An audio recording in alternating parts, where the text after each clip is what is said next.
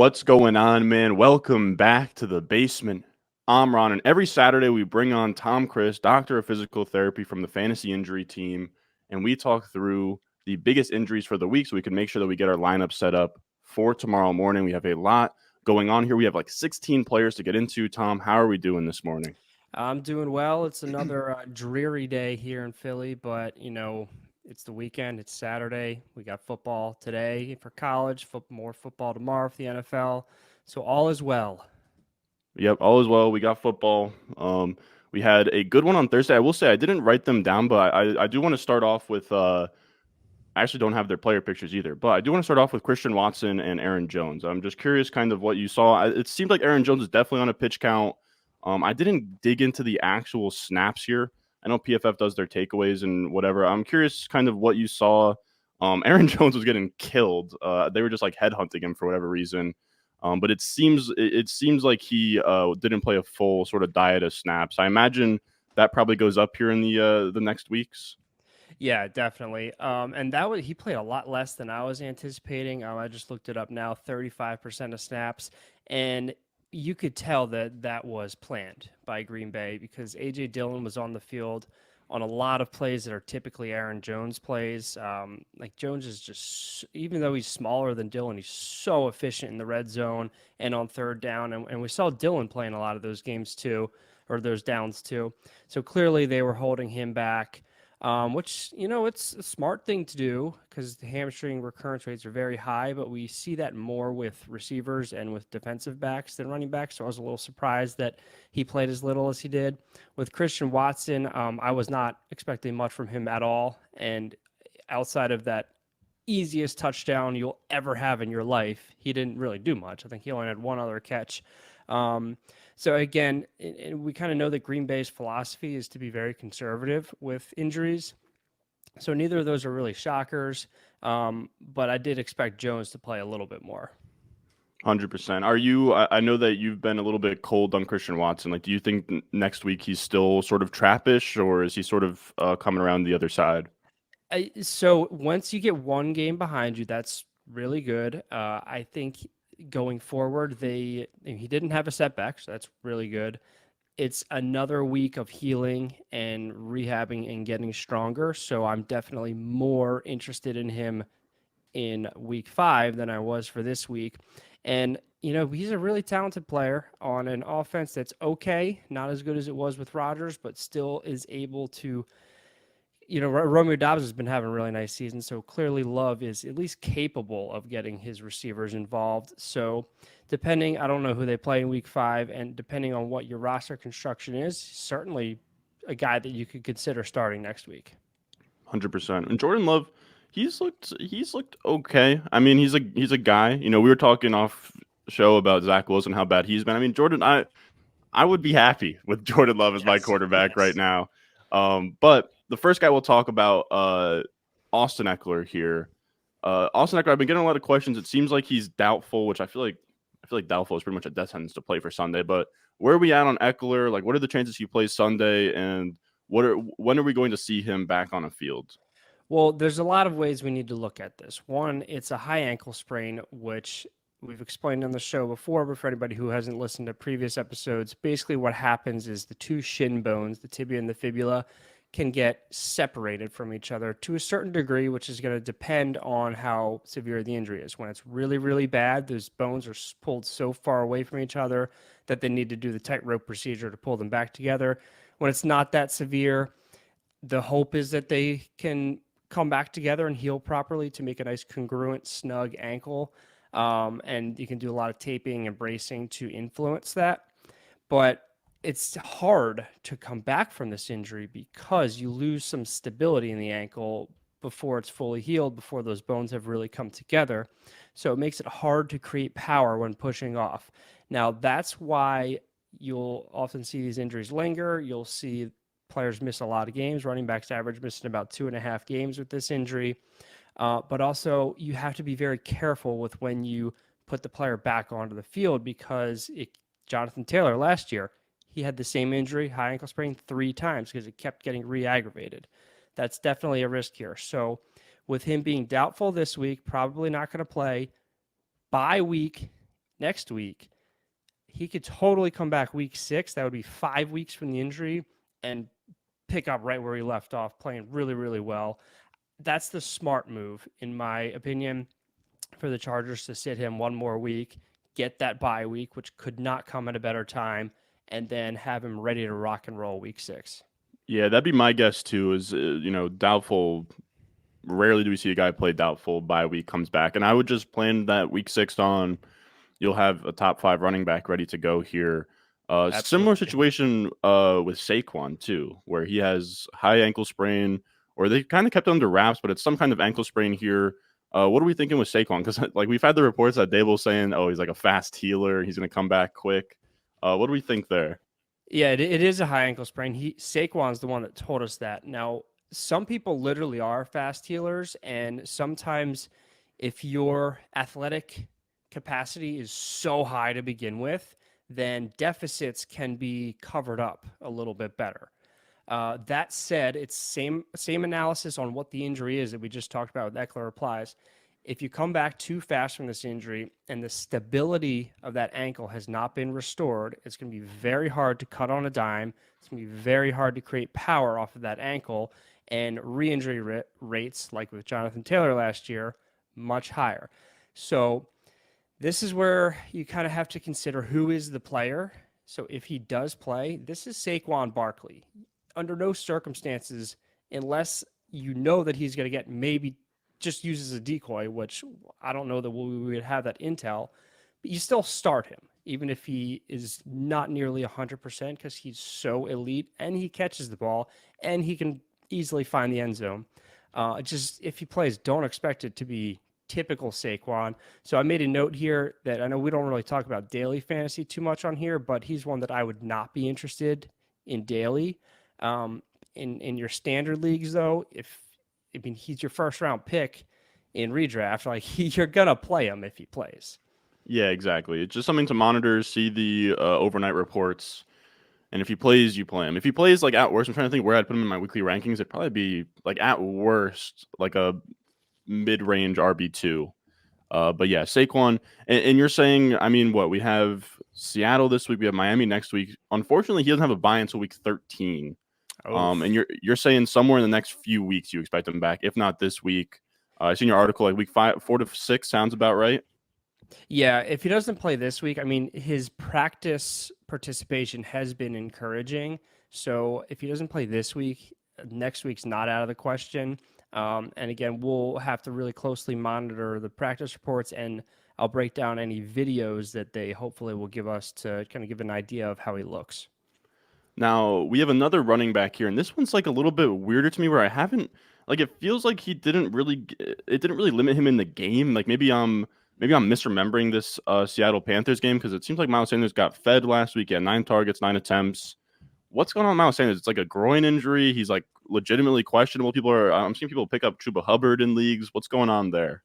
This is an interesting one because we know he dealt with a groin injury all preseason. I have not seen reports confirming that it's a re-aggravation of that injury or if it's the other side. There hasn't been detailed reports on that.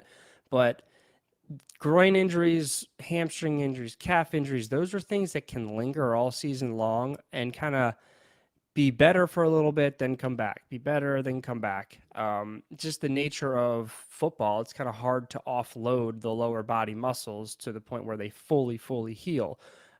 So I don't know if this is the same one that he injured it in the preseason or not, but the fact that he went from being a limited participant Wednesday and Thursday to no practice Friday is usually a bad sign.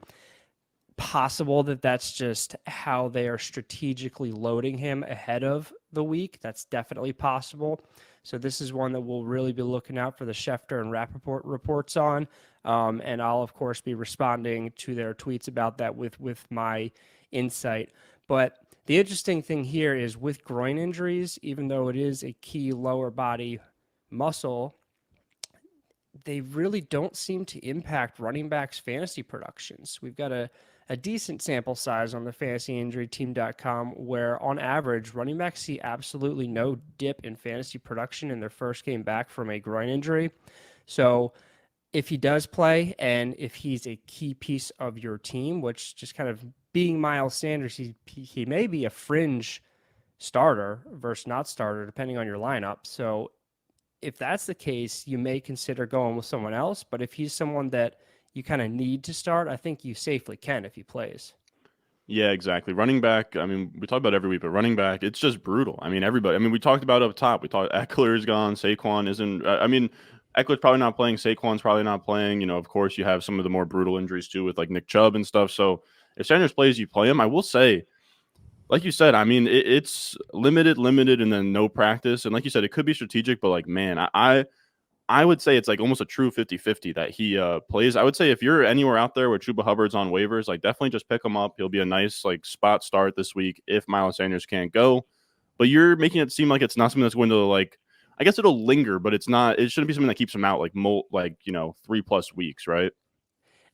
Could it? Yeah, we don't really see that too much though. The when groins get scary is when it's not just a groin injury, when it becomes a sports hernia, which is an abdominal injury. So the way that interaction works is the groin muscles and the abdominal muscles all attach pretty closely in the pelvis.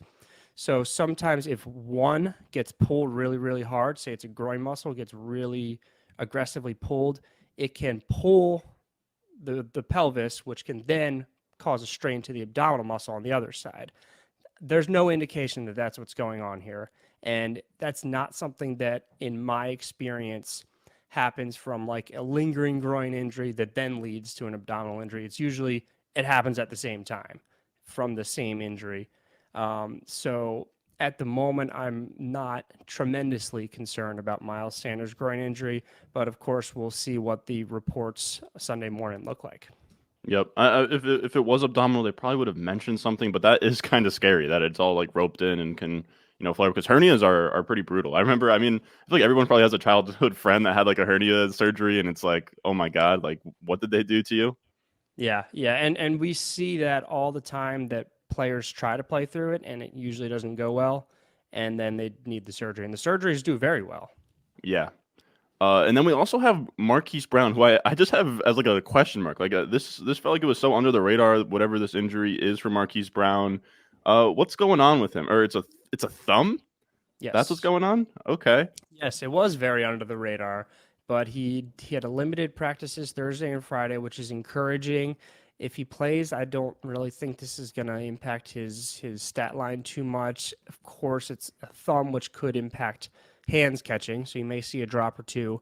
But he's a speed guy. He's a very, very savvy route runner, so it's not going to impact his ability to get open, to run after the catch, anything like that. So I think you still play him as you would otherwise. Just wouldn't be surprised if he drops a ball or two. Yeah, and I hate to hear that because I did put him on my I did like a 8 must start players this week, and I put Marquise Brown there because I really like 14-point underdogs to the 49ers are gonna have to pass the ball a ton. The 49ers surprisingly have given up like the 10th most fantasy points to wide receivers, like JJ Zachary's adjusted metric. So he's actually in a good spot, but the thumb stuff is interesting.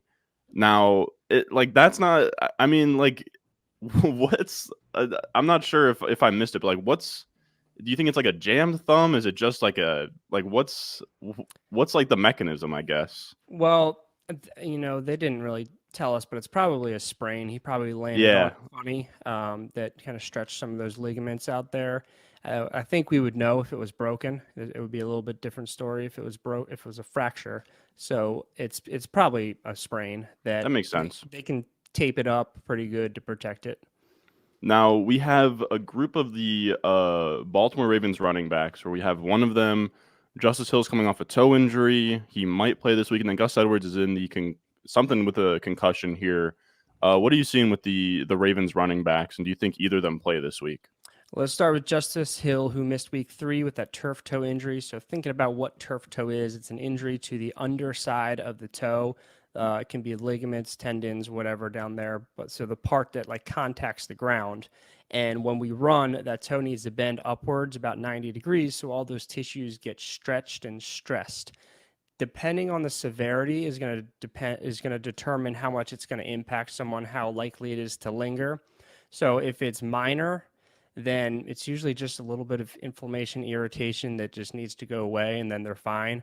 And with him only missing one game and then putting in limited practice Thursday, full practice Friday, his probably isn't too major. Now, when it becomes moderate severity or more and there's actual tissue damage, then we start to see some loss in strength and power and the ability to push off through that toe, which can really hinder production, can really hinder speed, explosiveness, things like that. So with him full practice yesterday, I don't anticipate this being a huge problem for him. But I think we need to consider, is this a guy that we're really starting anyway? So probably not. And just the addition of this injury, which may impact his explosiveness a little bit, which is really his game. I don't see any world where we're starting him at all unless you're just taking a DFS team where you're just taking total risks on everybody. Outside of that, I don't see any reason to start Hill this week. As far as Edwards goes, he is cleared from the concussion protocol and he will play this week. I expect this no impact on his production at all. We usually don't see guys hindered when they come back from concussions. Yeah, both are pretty tough. Like, you don't know what kind of pitch count Hill will be. I think I'm reading as well that they called up Melvin Gordon again this week, so it's gonna be like a three-headed backfield. And the Cleveland defense is like, it's been absolutely brutal to start the year. Where they have been, I mean, to be fair, they haven't played like the greatest teams of all time on offense, but the Browns defense has been very, very good. There's something going on as well, not with Lamar, but we have Deshaun Watson as well, where I'm sort of skipping around here, but I did want to cover that as well, where Deshaun Watson, because it does kind of matter with the game script, where I have heard that Deshaun Watson might not play. It's a shoulder injury, and then if that happens and you have Dorian Thompson-Robinson in there, and then you just get that just becomes a ground and pound, like really ugly game. I don't know how the weather's going to be in Cleveland. It seems like it's been rainy everywhere, but I'm curious what you're seeing with Deshaun. What I'm seeing is reports that it's a shoulder contusion or a bruise to his throwing shoulder. And I'm not getting a sense of too much concern from the reporters. This type of injury, whether it's truly a bruise or if it's just soreness or tendinopathy, usually feels better once they get warmed up. So, and he's going to go through his warm up that every player does. So I don't think this is going to be too much of an issue. I mean, CJ Stroud had a similar situation last week and he played just fine. Another one that we'll, of course, need to see what the Sunday morning reports look like. But if he's playing, I don't think it's going to limit him too much.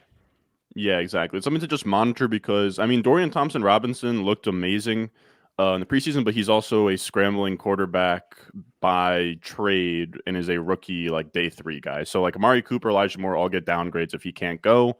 You also have in the same game Rashod Bateman, who's already been ruled out. I mean, both the Ravens wide receivers so far have been dealing with injuries in Odell Beckham and Rashod Bateman. And I'm just sort of curious. I mean, like the Rashod Bateman stuff, this is a guy, I mean, I loved him coming out of school, was a monster.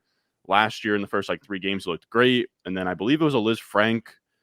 And it's just like so many things have just sort of been piling up for him where he's dealing with the Liz Frank. He gets the cortisone shots in the offseason. Seems like they're sort of slowly bringing him on, and now he's tweaked something else. So kind of like what's going on with Rashod Bateman? I know it's a hamstring injury. What are you kind of seeing there? When do you expect, if ever, Rashod Bateman to be a difference maker or at least a needle mover in fantasy? And that last part's a really great question. Let's start with the injury. It's a hamstring. He's already been ruled out. He's a speed receiver, and the load on the hamstring increases dramatically at the top end speed. So sometimes what happens is when players are so fast, that hamstring's getting strained, especially receivers who run so many yards on so many plays, they really put a lot of load through that hamstring. So not only is he dealing with the injury now, but this is one that we're going to have to monitor as he starts to return. Is he going to be on limited snap count? Is he going to be able to get to his peak speed in those first couple games as he's still recovering from this injury? Receivers average missing 1.8 games with the hamstring, and we see a drop-off of about 11% fantasy production in their first game back, which isn't huge, but for a guy like Bateman, who, like you said, has not been doing a whole lot this year, that is not very encouraging. At this time, of course, it always comes down to roster construction. It always comes down to what your record is. But he's a guy I think you can drop in redraft, hold in dynasty, but he might be the guy that if you're 3-0 right now or 2-1 and you get another win this week and go to 3-1, you may trade for him because once he gets over this, we know he's really talented. Like he can put up big numbers. It's probably not going to happen in the next 2-3 weeks though, but possibly second half of the season he could be productive for you. Yeah, I like that call as well. He just hasn't been himself. He's at 13% target per out run last year, and I think that he played the first 3 weeks. He was much higher than that. Like I think in the 20% range. I'm trying to look it up now, but yeah, it's at least somewhat of a positive. Like I bet big on Rashod Bateman this year. I have him on a lot of teams. I love Rashod Bateman, so it's nice to hear that you're saying towards the end of the year, and that's kind of how I feel as well. Is it's like right now he's on your bench, you're not playing him, but week, and I'm just saying, I'm not saying that that's the week that he's going to get back and get better, but like by like week 10 on, maybe he finds a rhythm and gets into your starting lineup, and this offense really gets humming here. So he is a nice stash, but sadly, I said the same thing. Like if you're in a 10-man league with like a shallow bench, like you probably have to cut bait with him just because of the nature of the game. But if you're in a deeper league, he is worth like all of my high stakes teams, whether it's like a 20-round draft, like I'm holding him in those leagues. But we have another guy who's kind of another pet player of mine, Treylon Burks. I loved him coming out of school. He showed some flashes last year. He's kind of been quiet this year. What's going on here? He's got like a knee issue. Is he playing this week? Like, what can we kind of expect? And they're being very vague about it, but Vrabel did say that it is not an aggravation of his LCL injury that he dealt with in the preseason. But Vrabel also said he's likely to miss a few weeks, so not looking like he's going to play this week. Whatever the knee injury is, knees are very prone to swelling and getting stiff because of the swelling, losing the range of motion. That needs to get cleared up before he can be productive. And sometimes that doesn't take more than a week or so. So it looks like he's not playing this week. We'll keep an eye out for next week. But this is another guy who has done absolutely nothing this season. And this offense, especially the passing offense, looks horrendous. Like Hopkins hasn't even been productive this year. So he's another guy that, in my opinion, similar to Bateman, if you need the roster spot, drop him. Another dynasty hold, but redraft, drop him. Yeah, 100%. It's sad. It seems like it's kind of probably similar to the week 1 Kelsey injury where he had the knee swelling and then he couldn't play week 1. I am curious. I will say I don't have his name written down, but while we're on the Titans, we talked about Hopkins last few weeks. Do we think the ankle is still an issue for him? It seems like he practiced this week. Where are we at on Hopkins? Are we out of the woods on his ankle issue? He's not on the injury report.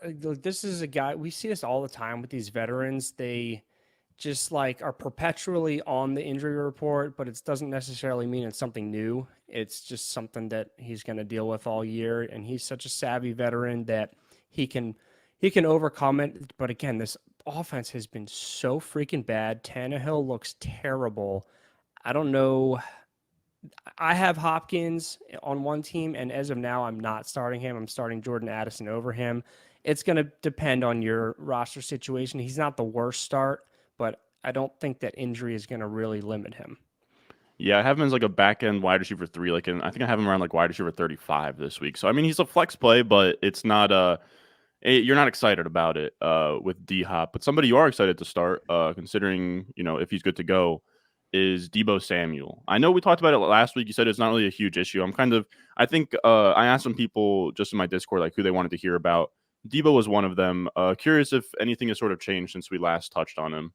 Well, he did have a limited practice Friday against the rib injury, which, of course, ribs are involved in breathing. When you run, you breathe more. That hurts.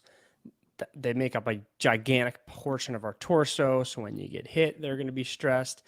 And big, powerful muscles like the lats, pecs, and obliques attach on them. So when they contract with running, with holding a football, with twisting, there's potential for some pain there. But we know it's not fractured. So this is truly a pain tolerance thing.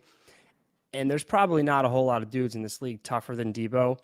And we just saw DK Metcalf go for 6 for 112, I think, last week after a rib injury. So guys can play through it. It's just a pain tolerance thing. We may see a reduction in snap rate, but on a per play standpoint, I expect him to still be productive. And this is a guy who he doesn't need a whole lot of touches to be very productive. So as long as he plays, you start him. Now, that's pretty much where I'm at with Deebo as well. I think he's actually a really good play this week where he's playing against the Cardinals. He should kind of just absolutely run all over them.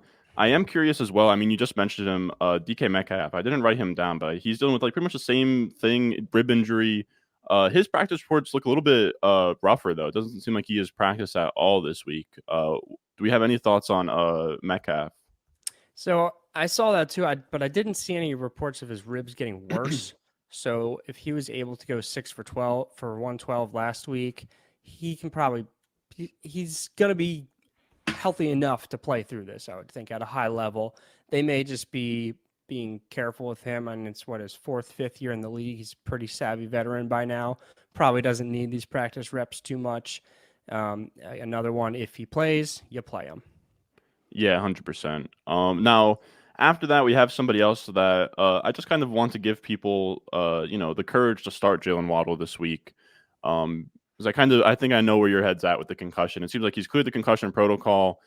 Is there any concern with him coming back from injury here? Not at all. He's on the best offense in football. Fire him up. Yeah, that's what I have him. I have him as one of my players yesterday that I talked through. I showed, I know you do an article every week on the fantasyinjuryteam.com where you just said, like, you don't expect any decline in fantasy production coming off concussion. Should be good to go. This game is going to be fireworks as the highest over-under in the entire slate, 53.5 over-under. The Bills also go up the third highest explosive play rate this year. Jaylen Waddle, guy who is just the explosive play guy, of course, behind Tyreek Hill. But I do like Jaylen Waddle to get home this week. Then we have one that's scary. Especially as a Jets fan. Anytime I see the word Achilles, like I just kind of black out here. What's going on with Tyler Higbee? He has, and he just got a huge extension too, like literally in the last 48 hours. And he's popped up with some kind of Achilles injury. What's going on there? So if this was an Achilles rupture, his season would be over. This has to be an Achilles tendinopathy or like a tendonitis type deal, which is painful, but typically once you get warmed up, it actually feels better. So the typical pattern with that is you stand up from sitting for a while or get out of bed and it's like, oh, that's stiff and kind of hurts. But once you get moving, you're like, oh yeah, I forgot about it. And same with sport. Like once you start running, it's like, it kind of hurts at first, but once you get warmed up, oh, I forgot that I was even injured. And then once like 20 minutes after you're done playing, it's like, oh, that's stiff and hurting again. So usually with this, it's not going to be a hindrance during the game. It's the before and after that it's just kind of painful. But this is something that's kind of hard to treat to fully get over it. So he may be dealing with this for a while.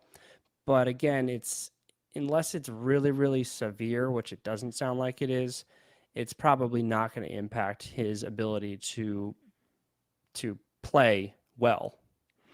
I wanted to ask too, does this and I hate even putting it out there, but like does that it can't I imagine it can't help the chances of like a tear of the Achilles, right? Like the tendonitis. Like does it put him at further risk and kind of how does that work? Yeah, it can because so the term we're using these days is tendinopathy. That's a more all-encompassing term, and within that you have tendinitis. The itis means inflammation, and you have tendinosis. Osis meaning degeneration.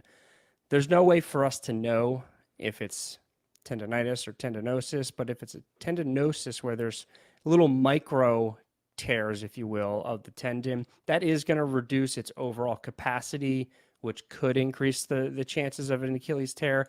But it's still probably going to take a massive force that would typically tear someone's Achilles anyway.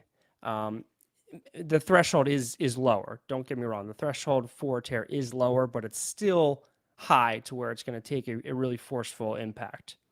Yeah, that's at least good to know. I will say he's not really startable. I mean, like I guess he's okay if you have to roll somebody out there. But I think I have him in like I don't know. I might have him like tight end 18, tight end 19 this week. But next up we have Derek Carr, who he dealt with some kind of shoulder injury, and then it seemed like almost right away they were pretty firm on saying like Jameis Winston probably plays this week, and now it seems like Derek Carr is kind of making a late effort here to actually play. What do we think with Derek Carr, the mechanism of the injury, his likelihood to play, all of that? It's an AC joint injury, so that's the AC acromioclavicular. The acromion is a piece of the shoulder blade that kind of sticks out at the top of your shoulder.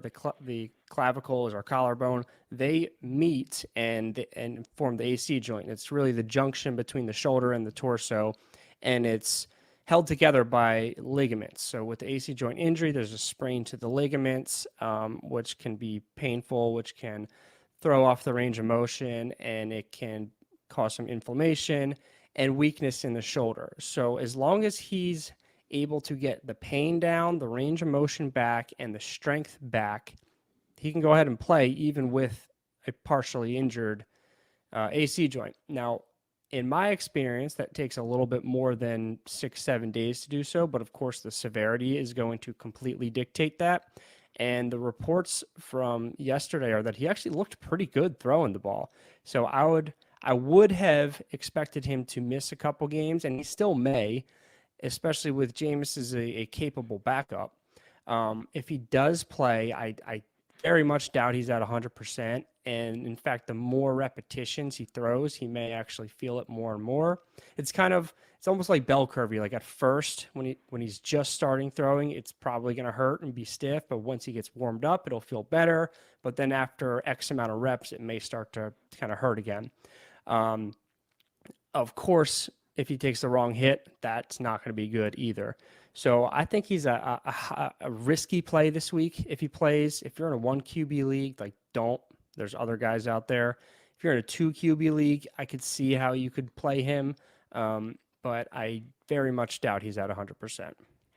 Yeah, and with Derek Carr, Jameis Winston's good enough that I don't think it really affects any of the skill position players. I'm not really wavering on where I have Chris Olave based on if it's Carr playing through injury. It seems like everything should be just fine in terms of the surrounding pieces.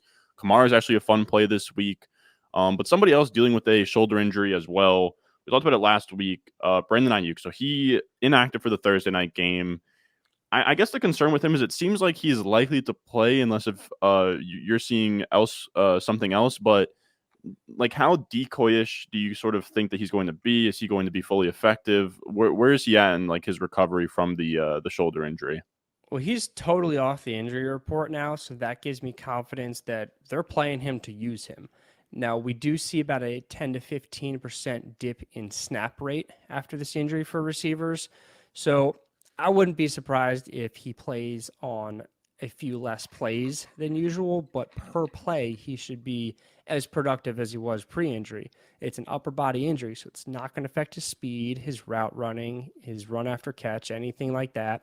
And he's not going to be out there if he doesn't have the range of motion to catch the ball in above his head, wherever else, where he really needs to move that arm.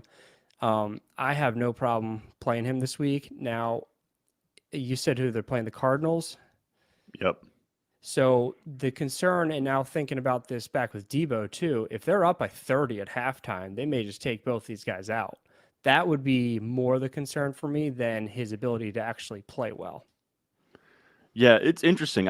Vegas is it's almost a trap line in a way where we just saw the Cardinals beat the Cowboys and now they are 14-point underdogs, which tells me they're trying to bait people to bet the Cardinals side. So I kind of think that the Niners are just going to roll here and just absolutely kill them.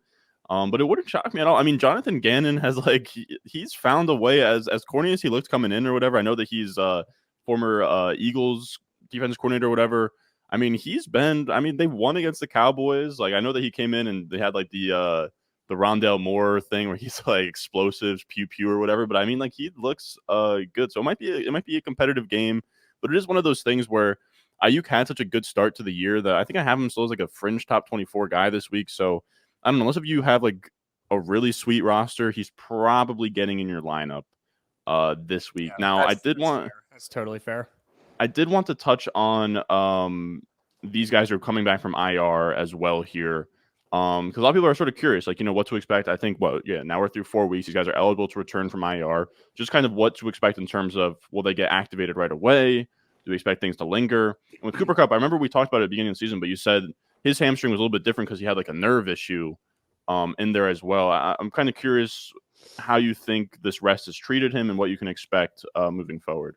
Yeah, and that was based off McVay saying that there's some nerve stuff. So what we see often, just for a reminder, is if our nerves need to be able to move when our limbs move. They have to be able to slide and glide is what we call it. And it's not a tremendous amount of motion, but the nerves in the back of the leg, the sciatic nerve, it's a couple inches that it needs to be able to slide when our leg kicks forward, like with sprinting. If it's not able to do that because it's stuck, whether that's from a previous back injury, hip injury, hamstring injury, calf injury, there's a variety of things that could be holding it in place. The body will not let that nerve get torn from when the leg swings forward.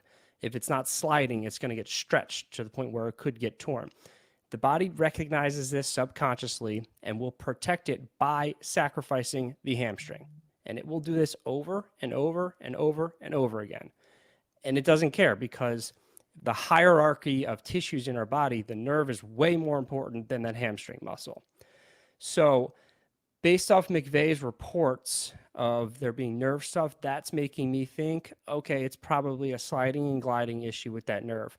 In my experience, sometimes that's a pretty quick fix, honestly. Sometimes it can be more chronic, but that's usually when people have been in pain for 2-3 years, which is not the case with Kupp.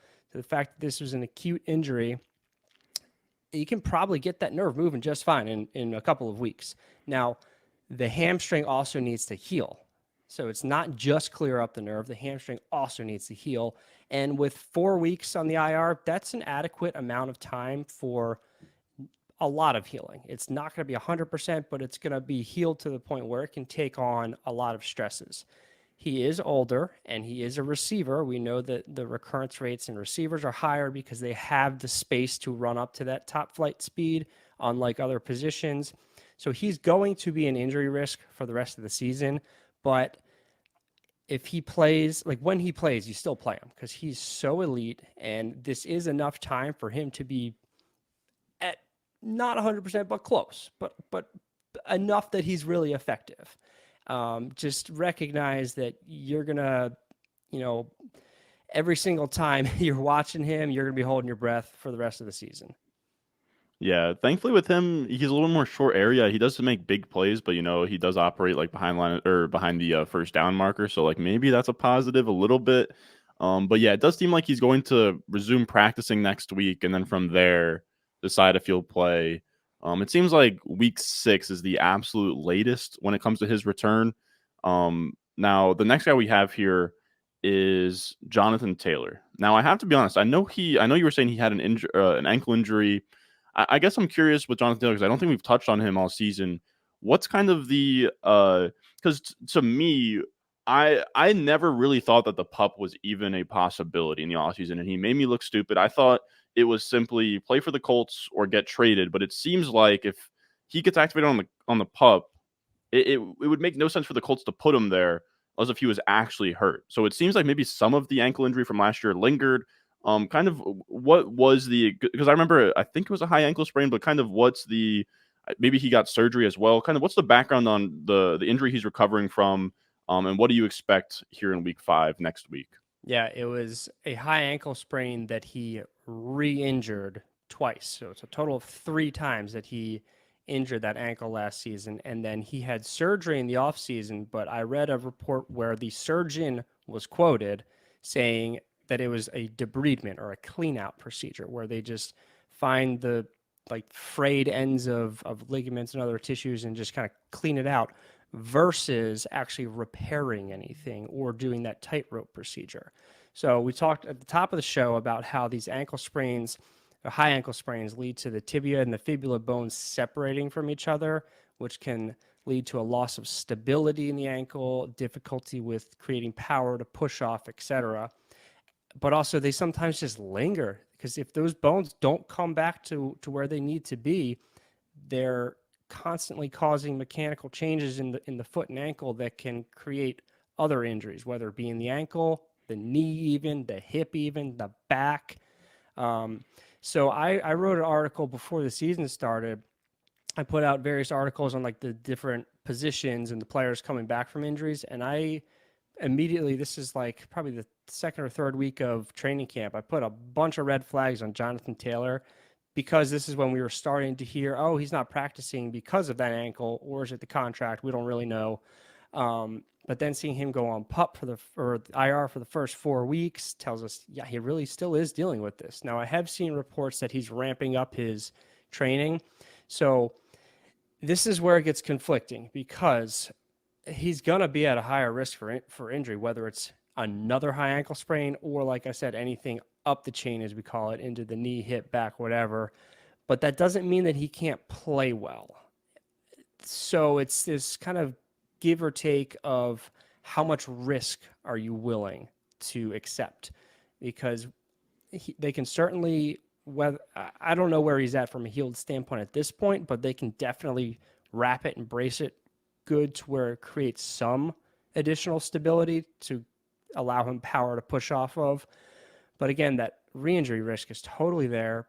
So I personally am not targeting him, but I wouldn't blame someone for trying to go out and get him. But again, we don't even know where he's going to be playing. So I think there's just so many variables here that basically what it comes down to for me, I would not trade major assets to get him. If you're in a position where you're 3-0, the guy who has Taylor is 0-3, and you've got some extra players to give out to acquire Taylor, sure. But I'm not going chasing him, giving up anything valuable. I'll say the funny part is with Jonathan Taylor is I have a lot of him, so I'm kind of sitting on him, just sort of waiting him to come back. I do agree though. For as many Jonathan Taylor bags as I'm holding, I'm not telling anyone to go acquire him because I do think it gets a little tricky. Like it just never feels good trading for a player who is hurt. Like even because I think it's interesting. I mean, we started the show off with Ekeler and Saquon.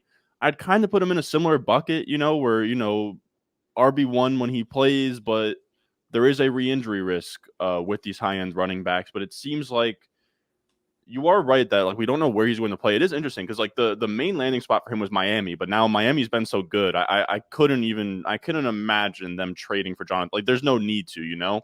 Like we could see. I will say the Browns and the Rams are two teams that kind of make sense. And then if not, he could just play for the Colts. And Shane Steichen's done such a great job with that team. Like I would be super excited to see him in that scheme. But regardless, it seems like you're saying re-injury risk is high, but like you think that he plays next week, or he's at least going to start practicing next week, maybe getting activated, anything in that range? I think that depends on where he is more than anything else. The most recent reports I saw said that he's training pretty hard. So from a health standpoint, I think he's probably pretty close. But it's just really sounds like he does not want to play for Indianapolis.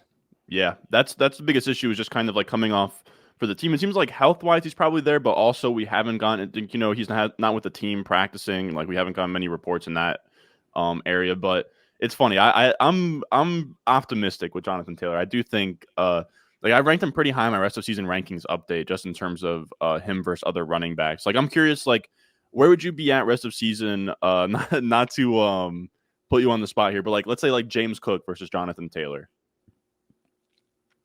That's a really good one. I would go Cook because of the receiving and just I think it's safer. Yeah, I have them like about back to back there. But I completely get it. Now I will say the last one we have, one that I'm like I honestly scooped him up in a couple of leagues that he was hanging around on, Jeff Wilson, and it was someone else that just like I had Jonathan Taylor in my home league. Jonathan Taylor goes down. I'm like, and I have Jeff Wilson on my bench, and I'm like, all right, it's time, it's ready to go. Jeff Wilson's going to be a stud here, and then he just has like just out of nowhere, they just put him on IR during the offseason. Like I couldn't even really tell you what the injury is. He then had like his manager or agent kind of hint that he would come back sooner. I guess I'm curious, like, do you have a read on what's going on with Jeff Wilson, when he could possibly be back? Like, I feel like he's one of the mysteries of this season. Yes, they've been shallow on the reporting, but it's been rib/abdomen and finger. We've already talked about the ribs with Deebo earlier today. Fingers are not a concern. There's so much that they can do to protect the finger, and it's very not weight bearing, so it's not going to impact his ability to run. And yeah, you're right. Drew Rosenhaus says that he'll be ready to play by week 5. There's no reason to think that he won't be. Here's the thing: this offense is on fire. completely on fire, and all three running backs, Mostert, A-Chain, and Wilson, they've got injury histories. So Wilson is a nice stash this week before he's off the IR, because next week there'll be a lot of competition to get him. You stash him if you've got the spot, and we never hope for injuries, of course, but looking at the history and just the running back position in general, it's not out of the question for Mostert or A-Chain to miss another game or so throughout the season. And if Wilson can be elevated to a 50% snap rate, that could be really, really productive. 100%. And you have, I mean, Mostert and A-Chain are both, I mean, I'm trying to see what Mostert came in at the combine, but like they're both sub 200, frail backs, where Jeff Wilson kind of brings a little more, I guess like thunder to their lightning, where he's 210 pounds, where he could carve out a role. But I agree. If he's on waivers, go get him. Like, you definitely want to have pieces of this offense. Very simply put, running backs get hurt. I actually said I had a sell high video with Mostert, but Mostert's never handled over like 220 touches before, and he's on pace for like 290, 300 right now. Jeff Wilson, a very fun ad. Now, I will ask my final question. You and I honestly feel embarrassed that I'm not more read up on it, but you said A-Chain's a little bit of an injury risk. Was there anything in his college profile that kind of stood out? I guess, of course, the size. I'm going more off the size, and that he's dealt with that shoulder injury already. Yeah. I'll be honest, I'd have to look back at what his college looked like. But just being littler, and he did have that shoulder earlier this year, and I just don't think that he's a guy that they are planning on giving 20 plus touches a game to. Oh, of course. That's actually a great point. I figured maybe you were hinting at something from A&M, but that's right. Like, that's why A-Chain's so interesting, because like through 2 weeks in the entire offseason, like I drafted him a good bit and was like, is he dead? Like, like he was dealing with the injury. They were playing Salvin Ahmed over him for a little bit. But I will say, that's all the players I have. Let me know if you have any player you think is worth kind of touching on. Maybe if you want to give a Joe Burrow update. You got anything else for us before we get out of here? Yeah, let's talk about Burrow. Obviously, he's playing, but this is not the Joe Burrow that we know and love, and it's probably that calf injury, because, again, when you throw, most of your throw power comes off that back leg, and it is his right calf. So he's not creating the same power that he's used to. When you can't get the power from the legs, you have to improvise with the torso and the arm, and it just makes it's just harder to do. So I'm on the stance of, let's bench Burrow on our fantasy rosters until we see some signs of life, which will happen. He will get right this season. So we're not cutting Joe Burrow, but let's bench him for a little bit longer until we see some signs of life there. Yeah, I agree. I have him at QB 13 this week. Some quarterbacks I have ahead of him that you can maybe find on, or probably just one quarterback you can find on waivers to put ahead of him. I do like Brock Purdy a ton this week. Now, after that, I feel like there's not really anything else, but if anything comes to your mind, let me know here. Purdy's a really good one. Honestly, I'd have to pull up the list to give you any other options. No, I meant, sorry. I meant if you have any injuries you want to touch on real quick, if there's anything else. No, man, I think that's a great list right there. All right, perfect. As always, I appreciate you making time for this show. It's honestly, I've said it's super useful for me. So I'm glad that I can make content out of it.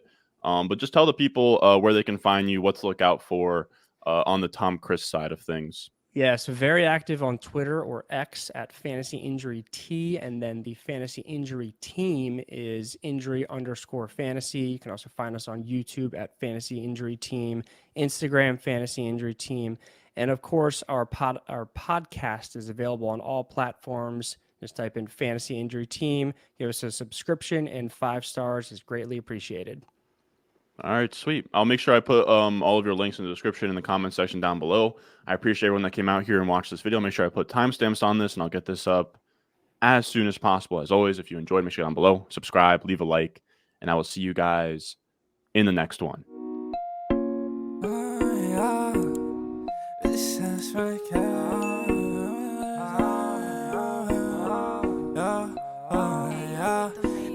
Stones, like this froze, ice cold, oh, I surround my body like I'm